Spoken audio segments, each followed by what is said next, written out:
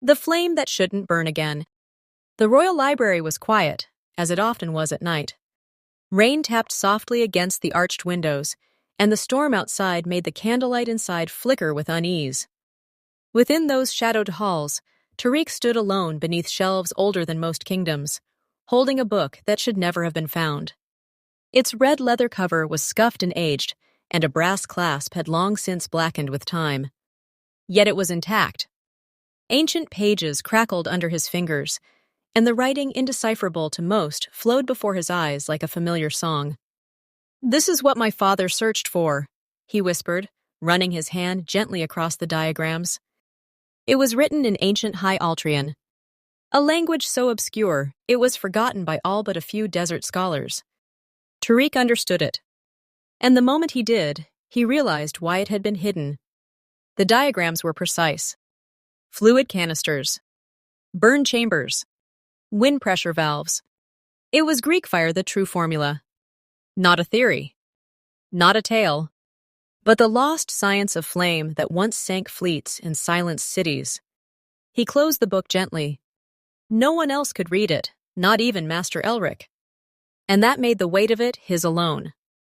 "This must be sealed," Tariq muttered under his breath. "I have to show them. But it cannot remain here." Without copying a single symbol, he tied the book shut with a strip of oiled leather and tucked it beneath his arm. The storm grew louder as he stepped out of the library and walked quickly toward the highest tower. 3 men who chose peace. The observatory tower was quiet. Few ever came there, and fewer still at this hour. It was where the stars were studied, not politics. Perhaps that was why King Francis agreed to meet there. No guards. No scribes. Just Tariq, Elric, and the king. The round chamber was lit only by a single lantern. The 3 men sat around a small table, and between them lay the sealed red book. "I ask for your trust," Tariq said calmly. This is what my father spent his life chasing. And it's far more dangerous than he ever knew." King Francis said nothing at first, his steady hands folded before him. Elric, usually prone to mumbling and muttering when excited, was silent. He had tried to read the book earlier that evening. He had failed. "I recognize the drawings," Elric said finally. "They are schematics. Burn tubes. Fuel channels. But the writing? The seal. That isn't from this land. It is from the Byzantine Empire," Tariq said. "Long before any kingdom we know. It's the original. And I am the only one who can read it." The king raised his gaze. "You didn't copy it?" Tariq shook his head. "Not a word. If I did, it would never be safe." There was a long pause. Elric adjusted his goggles. "Then what do you want us to do?" "I want your permission," Tariq said. "To return it to my homeland.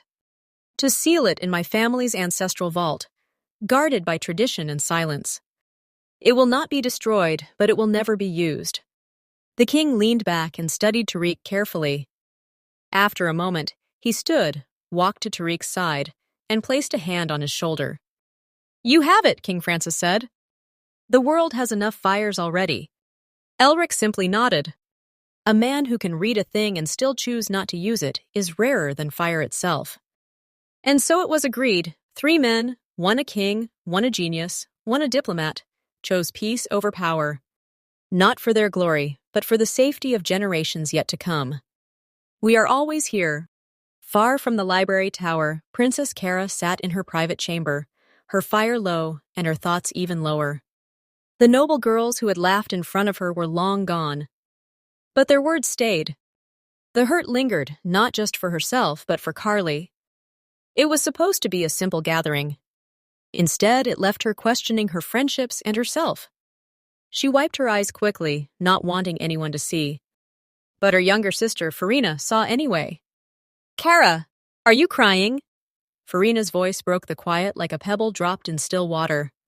Cara turned toward the door. Her eyes were red, but her voice tried to be steady.